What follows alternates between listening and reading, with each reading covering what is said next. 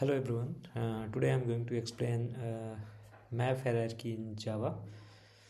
So by end of this video you will have clear mental map of every map related interfaces, abstract classes and concrete implementations.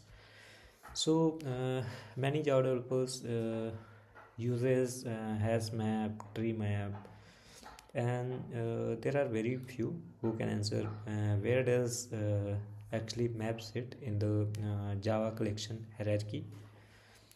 And the surprising part is that map is not even a collection. So in Java usually we talk about collection framework, but map does not extend collection. So there must be reason like why it is not extending, why it can't extend. So the reason is like collection represents the group of elements, whereas map represents the key value pair.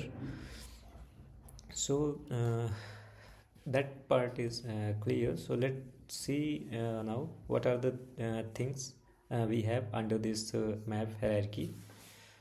So let me show you. So first thing you can see here, abstract map. So it is an abstract class, and this abstract class is later extended by other concrete classes like HashMap, weak HashMap, identity HashMap, enum map. So there must be like reason why we have this abstract class instead of the concrete classes directly implementing the map interface. So the reason to have this abstract map class abstract class is that it will be providing the default implementation for many methods of map interface. So in that way, when a particular type of concrete class is implementing the map interface, it doesn't have to provide the implementation for common methods which can be used by all the concrete implementations. So this is the reason we can say it can reduce the duplicate code as well. So let's see what we have next. So next we have this sorted map. Sorted map is also an interface which is extending map interface, and then this is extended by the NavigableMap interface, and TreeMap is implementing this NavigableMap. So this is the hierarchy for TreeMap. And in the next we have the another interface, ConcurrentMap.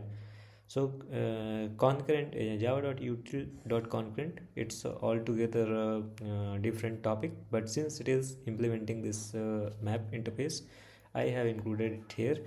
And the concrete method implementing concurrent map, you can see this ConcurrentHashMap, but this is not the only method, this is not the only concrete class which is implementing the concurrent map. There are other implementation available, but I have not included all of them here.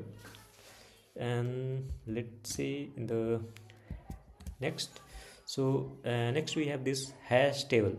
So hash table is a concurrent implementation of map, and yes, it does not extend abstract map, it directly implements the map interface. And the reason is that it's a legacy implementation. So when hash table was introduced, this abstract map, sorted map, these were not part of the Java collection or map hierarchy. So hash table was only implementation which was available that time. So initially I said that this map is not a collection. So to prove that, we can go to the IntelliJ and see it through the code. So what I'm going to do, I'll create a map of type string,